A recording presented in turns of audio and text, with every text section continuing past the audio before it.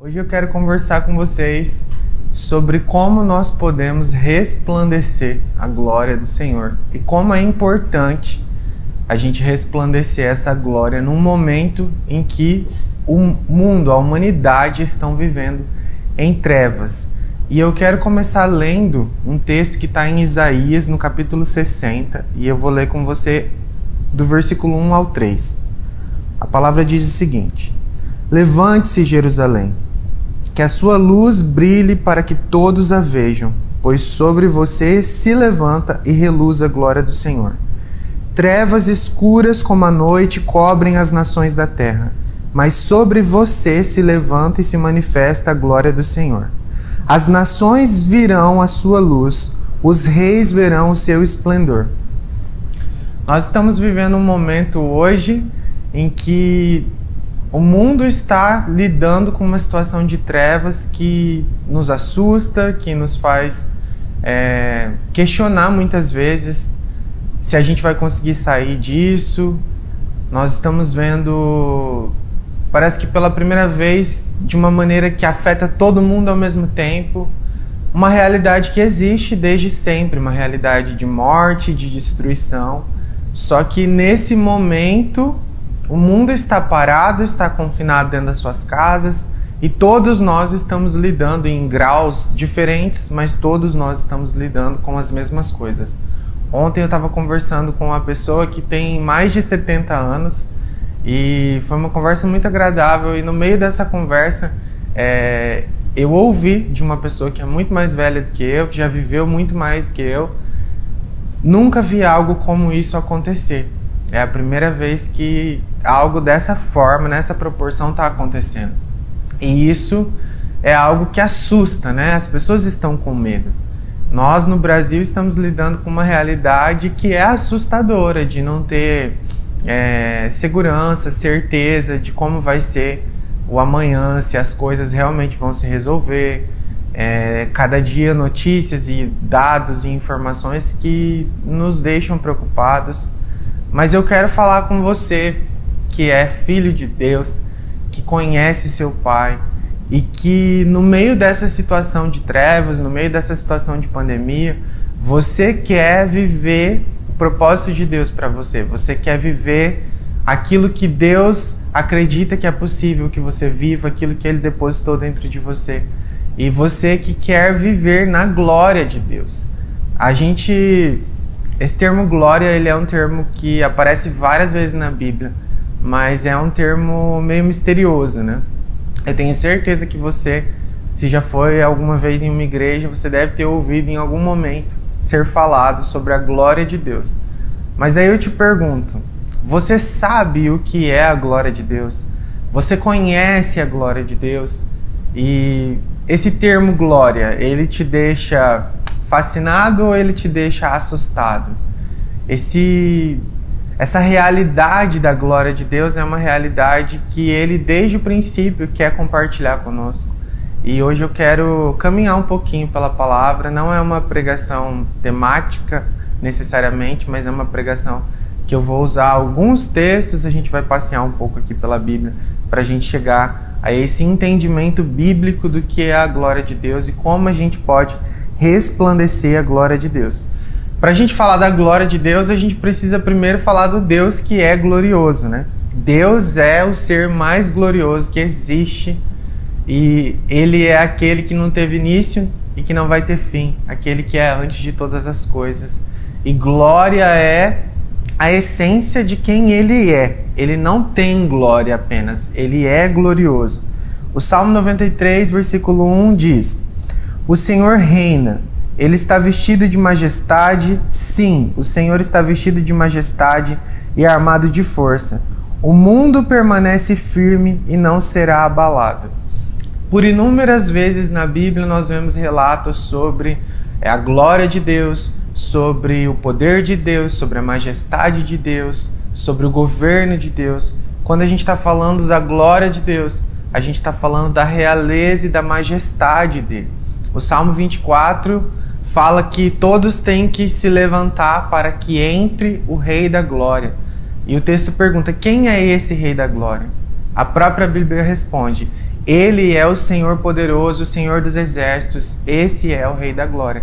Nós estamos falando de um Deus que governa sobre todas as coisas, que está sentado no alto e sublime trono, que não perdeu o controle da situação, que não perdeu o controle da história. Um Deus que é Senhor. Esse é o Deus que é glorioso. E Deus habita em glória no meio do seu povo. 2 Crônicas 5:14 diz que com isso os sacerdotes não puderam dar continuidade aos seus serviços, pois a presença gloriosa do Senhor encheu o templo de Deus. Aqui está relatando sobre o período em que Davi ele restaurou a sua tenda, ele criou um tabernáculo que era diferente do tabernáculo de Moisés. Talvez você não conheça essa história, mas Davi, ele, antes da nova aliança, antes da vinda de Jesus, ele pegou aquele modelo de templo que existia no Antigo Testamento, um modelo que era dividido entre a área externa, um lugar santo e um santo dos santos, que era separado por um véu, e dentro desse santo dos santos ficava a Arca da Aliança, que representava a presença de Deus no meio do seu povo. E nesse modelo de Moisés, apenas o sumo sacerdote, aquele homem que foi escolhido, que nasceu de uma linhagem correta, poderia entrar dentro desse lugar e estar diante da Arca da Aliança, diante da presença de Deus, representando todo o povo. E quando Davi traz a Arca de volta para Israel, ele cria uma tenda. Ele coloca essa arca no meio do povo e ele coloca cantores e músicos e intercessores fazendo turnos de 24 horas, o tempo todo ministrando ao Senhor, cantando ao Senhor, adorando ao Senhor. E esse relato é desse momento em que a arca é colocada no meio do povo e os sacerdotes e os músicos, eles estavam preparados para adorar a Deus, para ministrar. Só que a presença de Deus, a glória de Deus naquele momento foi tão palpável que eles não puderam continuar com a programação deles. E a gente vê que a Bíblia fala no Novo Testamento, Paulo fala sobre isso em Coríntios, que no nosso tempo seria restaurada a tenda de Davi. O que isso significa de uma maneira muito simples, muito prática? Que nessa nova aliança que nós vivemos em Jesus, a presença de Deus está no nosso meio, todos nós temos acesso. O autor de Hebreus fala que nós podemos entrar com confiança diante do trono de Deus, porque nós temos um sumo sacerdote que veio como homem, que é como nós, e que venceu todo pecado, venceu toda tentação, que nos entende porque viveu como homem. E por causa de Jesus, nós podemos entrar diante da presença de Deus com confiança, nós podemos acessar a graça de Deus, chegar diante do trono de Deus, apresentar os nossos problemas, apresentar as nossas dificuldades e receber auxílio para lidar com isso. Então, a glória de Deus é a sua presença manifesta no meio do seu povo. O Salmo 22 diz que Ele é o Deus que é santo e entronizado no meio dos louvores do seu povo. A gente está vivendo um contexto agora que a gente não está podendo se reunir tanto como povo, né? Principalmente a nossa igreja. Nós não estamos nos reunindo fisicamente. Nós estamos há mais de 60 dias se reunindo nas casas através de um culto online. Mas aí onde você está agora mesmo, se você fecha os seus olhos, se você levanta as suas mãos, se você começa a levantar palavras de amor a Jesus, começa a dizer para Ele aquilo que está no seu coração, sem fórmula, sem modelo, mas com simplicidade de um relacionamento. A glória de Deus habita no meio dos louvores do seu povo. A glória de Deus, ela não está limitada às paredes da igreja, mas nós somos o seu templo, nós somos a igreja viva, as pedras vivas. E nas nossas casas, quando nós louvamos a Deus, quando nós agradecemos a Deus, quando nós adoramos Jesus dentro do nosso quarto, no nosso lugar secreto, a glória de Deus habita no meio de nós. E um homem que valorizou a presença e a glória de Deus, e é um bom exemplo para nós, é Moisés. Eu quero ler com vocês um texto que está em Êxodo, no capítulo 33. Eu vou ler um pouquinho do versículo 12 em diante. Diz o seguinte: Moisés vê a glória do Senhor. Então Moisés disse ao Senhor: Tu me ordenaste, leve este povo, mas não disseste quem enviarias comigo. Declaraste: Eu conheço pelo nome e me agrado de você. Se é verdade que te agradas de mim, permita-me conhecer os teus caminhos, para que eu te conheça melhor e continue a contar com o teu favor. E lembra-te de que esta nação é o teu povo. E o Senhor respondeu: Acompanharei você pessoalmente e lhe darei descanso. Então Moisés disse: Se não nos acompanhares pessoalmente, não nos faça sair desse lugar. Se não nos acompanharem, como os outros saberão que meu povo e eu contamos com o teu favor? Pois é a tua presença em nosso meio que nos distingue, teu povo e eu de todos os outros povos da terra. Então o Senhor respondeu a Moisés: Certamente farei o que me pede, pois me agrado de você e o conheço pelo nome. Depois vou continuar lendo esse texto, mas o contexto desse momento aqui é muito interessante. Deus ele está levando o povo de Israel, eles já tinham saído do Egito e eles estão no deserto, e Deus promete para eles que iria levá-los para a terra prometida. E o povo muito rebelde, você que conhece um pouquinho da história de Israel sabe que o povo de Israel foi um povo muito obstinado, um povo que não era obediente à lei do Senhor, que estava sempre buscando outros deuses para si, com uma prática de idolatria muito grande. Insatisfeitos, eles viam milagres, provisão de Deus o tempo todo, talvez no nível que hoje a gente nem veja tanto, né? E eles não valorizavam isso, né? Deus dava o alimento e eles queriam outra coisa. E nesse momento Deus, se você voltar um pouquinho no começo do capítulo 33, Deus fala para Moisés: Eu não vou com vocês, eu vou enviar um anjo para cuidar de vocês, mas eu não vou, porque o povo é rebelde, o povo é obstinado, e se eu for, eu não vou suportar esse povo, eu vou destruir esse povo. E aí a gente vê Moisés como um intercessor, algo que ele fez várias vezes na jornada dele, lembrando Deus das promessas de Deus, lembrando Deus do caráter de Deus, lembrando Deus de quem Deus era e daquilo que Deus prometeu. E nesse momento, essa fala de Moisés é algo que eu pergunto para você: será que a gente tem essa mesma valorização, esse mesmo zelo pela presença de Deus hoje nas nossas vidas, como Moisés teve? Porque Moisés, essa frase me chama muita atenção. Pois é a tua presença em nosso meio que nos distingue. Moisés não estava com os olhos na promessa de que ele iria para uma terra prometida, ele estava com os olhos dele fixos em Deus e na presença de Deus, e dizendo para Deus: eu não quero saber se eu vou para uma terra prometida ou não. Se você não for, eu não vou. Moisés, ele colocou o coração dele nessa posição de: eu não vivo por o dia de uma promessa, eu vivo pela presença de Deus que está comigo. E ele queria viver a jornada para chegar nessa promessa na presença de Deus.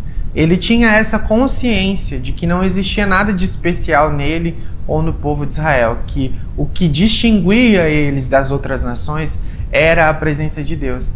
E será que nós que vivemos numa nova aliança, que vivemos com acesso ao Evangelho, que conhecemos Jesus, que temos hoje um conhecimento que Moisés não teve, que temos hoje acesso a uma aliança de graça, que a gente não precisa observar várias regras, várias religiosidades que o povo de Israel precisou.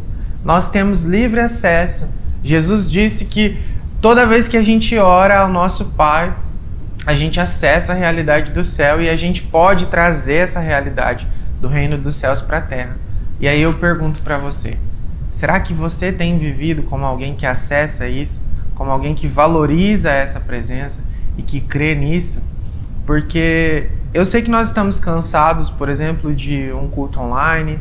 Eu sei que nós estamos bombardeados por lives, por conteúdos, e Talvez você nem está assistindo isso no momento que era o nosso culto, no momento que esse vídeo estreia, você está assistindo isso depois.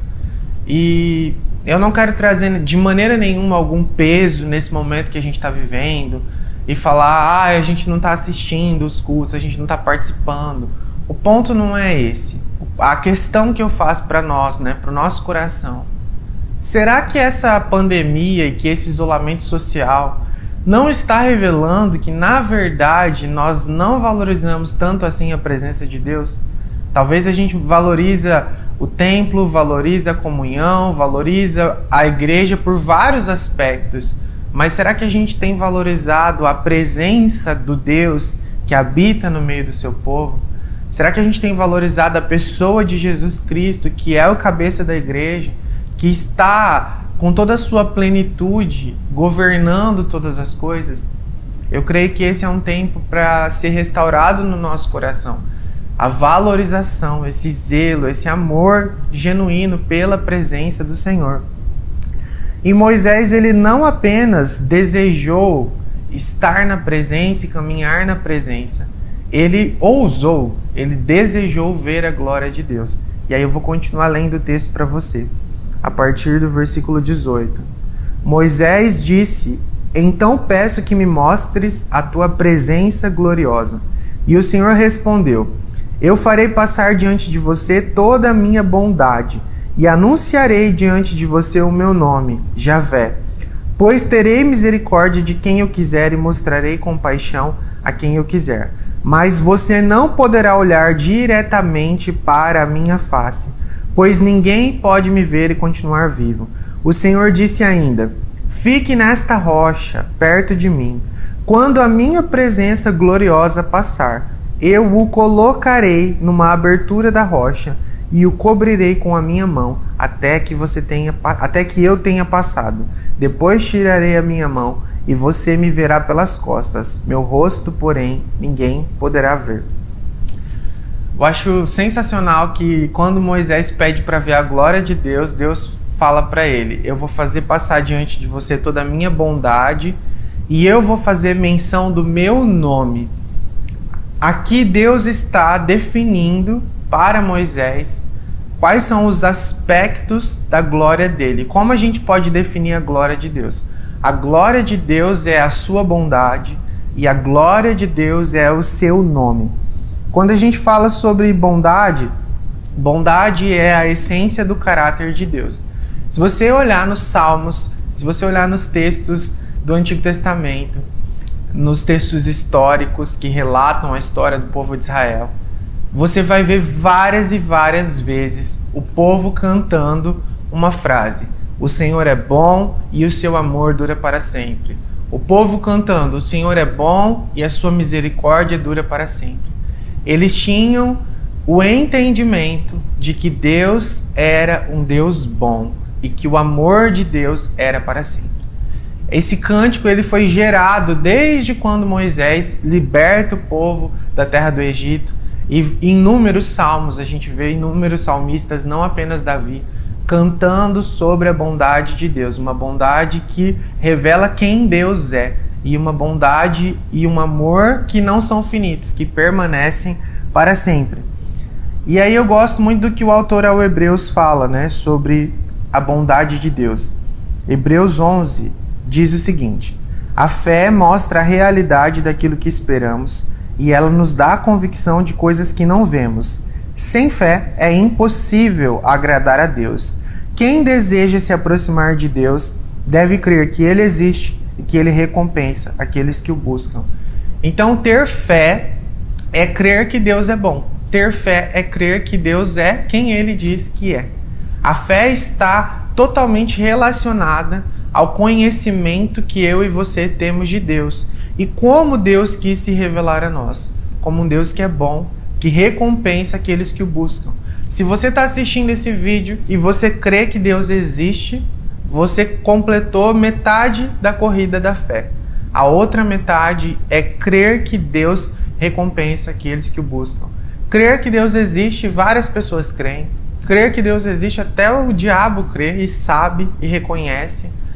Mas o que nos distingue como filhos de Deus é crer que Ele é um bom Pai, um Pai que recompensa aqueles que o buscam. Jesus, ele apresenta Deus dessa forma. Na oração do Pai Nosso, ele ensina isso. Quando vocês forem se relacionar com Deus, vocês precisam se relacionar sabendo que Ele é o seu Pai, o Pai Nosso. E depois Jesus diz que quando vocês forem pedir algo para Deus, vocês precisam pedir sabendo que Ele é um bom Pai, que dá boas coisas aos filhos que pedem. Se você pedir pão, Ele não vai te dar pedra. Se você pedir peixe, Ele não vai te dar um escorpião. E aí no final desse texto, Jesus diz: o Pai dará livremente o Espírito Santo àqueles que o pedirem. Jesus está revelando a bondade de um Deus que é Pai e que está comprometido a nos revelar a sua presença e a nos revelar a sua glória. E Deus também falou para Moisés: eu vou declarar o meu nome, vou anunciar o meu nome sobre você. O nome que é usado aqui, o nome que Deus usa é Javé, ou Iavé. E esse nome, ele significa eu sou o que sou, ou ele também pode ser traduzido como eu serei o que serei. Então, quando Moisés é chamado por Deus lá atrás para libertar o povo do Egito, quando ele pergunta para Deus: mas quem que eu vou falar? Como que eu vou falar para eles que eu fui enviado por Deus? Quem me enviou? E aí Deus diz: o eu sou te enviou. Ele está dizendo exatamente isso. O Iavé, aquele que será aquilo que é necessário, está te enviando. E Deus está relembrando Moisés nesse momento. Você quer ver a minha glória, Moisés? Eu vou te mostrar a minha bondade. E eu vou revelar para você o meu nome. Eu vou anunciar sobre você o meu nome. E aí a história do texto diz que Deus fala para Moisés: eu vou esconder você dentro da fenda da rocha, porque se você ver a minha face, você vai morrer. Você não pode ver a minha face. Você vai ver eu passando de costas. Você já se perguntou o que essa fenda da rocha significa nesse texto? Essa fenda da rocha, ela aponta para Jesus Cristo. Jesus, ele se apresenta no Novo Testamento como a rocha. Ele fala que nós precisamos construir as nossas vidas sobre o conhecimento de quem Ele é, porque quando a gente constrói a nossa casa sobre a rocha, pode vir o que for, pode vir a tempestade que for, a gente vai permanecer firme porque nós estamos firmados sobre a rocha. Quando Jesus está falando com Pedro, e você provavelmente conhece esse texto, e ele fala para Pedro: você não é mais Simão, você é Pedro. A palavra que ele usa ali é Petrus. Ele muda o nome de Pedro. Ele muda a identidade de Pedro. Ele está falando: eu estou te dando uma identidade firme. E aí no texto ele diz: e sobre essa pedra, sobre essa rocha, ele está falando dele nesse momento, eu vou edificar a minha igreja, e as portas do inferno não poderão prevalecer contra ela. Nesse momento, Jesus ele está estabelecendo sobre qual fundamento a igreja dele, os cristãos, os filhos de Deus, precisam ser firmados, que é sobre a rocha. Então, quando Deus está falando para Moisés: você não pode ver a minha face, mas eu vou te esconder na fenda da rocha, Deus está apontando para uma nova aliança que é superior à aliança de Moisés. Quando a gente olha para Jesus, a gente vê o Pai, porque quem vê o Filho vê o Pai. Tem um momento que Filipe pede para Jesus, né? Um dos discípulos fala para Jesus. Isso está em João 14. Filipe disse: Senhor, mostra-nos o Pai e ficaremos satisfeitos. Jesus respondeu: Filipe, eu estive com vocês todo esse tempo e vocês ainda não sabem quem eu sou? Quem me vê, vê o Pai. Então, porque me pede para te mostrar o Pai, você não crê que eu estou no Pai e o Pai está em mim? Jesus ele está dizendo aqui para os seus discípulos: se você olha para mim, se você vê a minha face, você está vendo o Pai. Eu quero ler para vocês um texto que está em Colossenses 1. Eu estou lendo bastante texto bíblico hoje, porque eu quero que você seja cheio da palavra para você ser surpreendido pelo que eu creio que Deus quer falar conosco hoje, né? Colossenses 1, versículo 15 diz: O Filho é a imagem do Deus invisível e é supremo sobre toda a criação, pois por meio dele todas as coisas foram criadas, tanto nos céus como na terra, e todas as coisas que podemos ver e as que não podemos ver, como os tronos, reinos, governantes e autoridades do mundo invisível. Tudo foi criado por meio dele e para ele. Ele é a imagem do Deus invisível. Jesus é a revelação da face de Deus. Quem vê a face de Cristo, vê a face de Deus. Então, esse Deus, Yahvé, esse Deus grandioso, glorioso, que Moisés não pôde ver a face, que Moisés conversava como um amigo face a face, mas o mesmo texto diz que ele não podia ver a face de Deus, que ele não podia ver a plenitude da glória de Deus. Esse Deus foi revelado na face de Jesus. O Eu Sou, o Yahvé, foi revelado por Jesus com um novo nome, um nome mais simples, um nome mais próximo.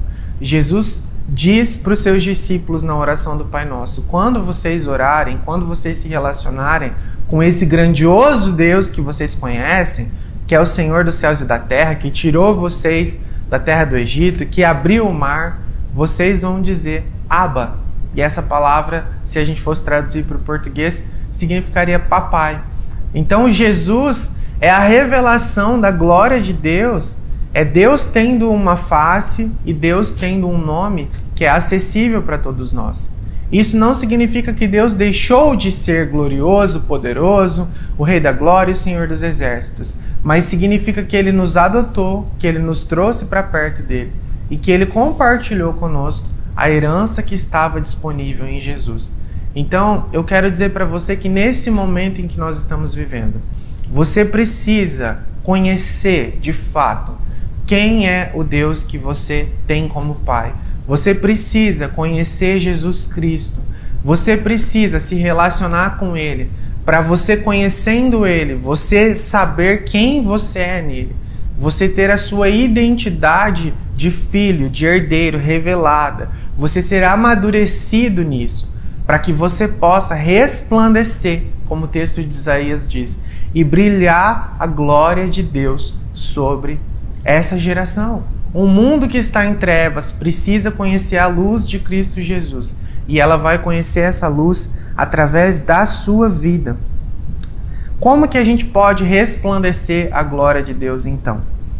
Eu quero ler para você 2 Coríntios 3,18. E todos nós, com o rosto descoberto, contemplando a glória do Senhor como em um espelho, somos transformados de glória em glória, na sua própria imagem, como pelo Senhor, que é o Espírito. Nesse texto, o apóstolo Paulo, ele está comparando Moisés com cada um de nós. Se você ler depois, eu deixo de tarefa para você ler o capítulo, né? 2 Coríntios 3, desde o versículo 1 até o versículo 18. Você vai perceber que Paulo ele está falando que Moisés viu a glória do Senhor e o rosto de Moisés resplandeceu. Lá em Êxodo 33 e 34, o texto continua mostrando essa história, de que a glória de Deus resplandeceu no rosto de Moisés. Só que Moisés precisou colocar um véu sobre o seu rosto. Moisés colocou um véu sobre o seu rosto porque aquela glória ela era passageira. Então Moisés sabia que aos poucos aquela glória estava desvanecendo. E Paulo está corrigindo Moisés, está apontando que aquilo que Moisés viveu era muito pequeno perto do acesso que nós temos hoje à glória de Deus. Moisés precisava usar um véu sobre o seu rosto, mas nós hoje estamos com o rosto descoberto. E nós estamos contemplando Jesus como em um espelho. E nessa contemplação nós somos transformados à imagem dele. Então eu quero encerrar essa palavra dizendo para você que é tempo de você ser intencional no seu relacionamento com Jesus. É tempo de você ser intencional em entrar no seu quarto, em fechar a porta e abrir a sua Bíblia e conhecer o Cristo a quem você serve, a conhecer o Cristo a quem você segue. Porque é nesse relacionamento com a palavra de Deus que você está olhando como num espelho. Eu tenho um espelho aqui na minha sala. E se eu for olhar para o espelho da minha sala, eu vou ver refletido nesse espelho a minha imagem. Mas o que Paulo está dizendo aqui é que o espelho da palavra de Deus, ele é diferente. Não é o espelho que reflete a imagem que eu tenho. É eu contemplando o espelho que sou transformado na imagem que está nesse espelho. Paulo está usando um exemplo muito simples para dizer que quando a gente contempla Jesus, quando a gente se relaciona com Ele, a gente se torna parecido com Ele. Então, é tempo de nós contemplarmos. Se você parar para contemplar o pôr do sol, se você parar para contemplar a natureza, se você parar para contemplar algo, isso significa que você vai investir tempo, que você não vai dar uma olhada rapidinho. É como o pôr do sol. Aqui perto da minha casa tem uma vista muito bonita. E todo pôr do sol eu vou lá, pego meu celular, faço um stories. Eu não estou contemplando. Eu estou simplesmente registrando um momento. Mas tem momentos que eu paro e que eu fico observando, que eu fico assistindo. Nesse momento eu estou contemplando. Então, para a gente se tornar parecido com Jesus e ter a glória dele gerada em nós, para refletir essa glória, a gente precisa investir tempo, a gente precisa se dedicar a esse exercício da contemplação. E então, depois disso, nós saímos da presença, saímos desse lugar de encontro, levando a presença e a glória em nós. Moisés precisava entrar numa tenda para ter uma reunião com Deus e saía da presença. Nós carregamos em nós a presença. E é quando a gente carrega essa presença viva em nós, do Espírito Santo, que a gente pode realmente refletir a luz de Jesus para as pessoas. Então eu quero te encorajar a se posicionar hoje para ser aquele que traz o céu para a terra. Se posicionar hoje para ser aquele que revela Jesus. Se posicionar hoje para resplandecer a luz da glória de Deus sobre uma geração que está em trevas. Eu quero que você feche os seus olhos agora, aí na sua casa. Se você tem alguém junto com você assistindo esse culto, eu quero que você ore junto com essa pessoa. E eu quero conduzir você nessa oração. Senhor Jesus, nós te agradecemos pela Tua palavra, nós te agradecemos pela Tua presença.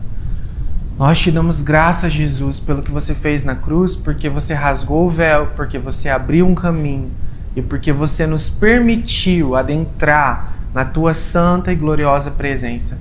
Você nos adotou e nos inseriu na família de Deus. E hoje nós somos co-herdeiros contigo, nós somos filhos adotados por um Pai amoroso. Pai, eu oro para que o Teu Espírito Santo traga sobre nós a revelação dessa identidade de filhos. A Tua palavra diz que é o Teu Espírito que testemunha no nosso espírito que nós somos filhos de Deus. Então eu oro para que o Teu Espírito Santo abra os olhos, tire todo o véu que está tampando o nosso entendimento, abra os olhos do nosso entendimento e nos leve a compreender quem é o Cristo Jesus, nos leve a compreender a glória de Deus na face de Cristo Jesus e que nós possamos, através do Teu Espírito de sabedoria e de revelação, compreender a herança que nós temos disponível em Jesus. Eu oro por posicionamento agora, Senhor. Eu oro para que o nosso coração seja avivado pelo Teu Espírito Santo, seja despertado para o lugar secreto, seja despertado para o amor para a Sua palavra. E eu te peço, Senhor, que nós sejamos fortalecidos no nosso homem interior, que nós sejamos transformados e que através de nós a Tua glória resplandeça sobre essa geração.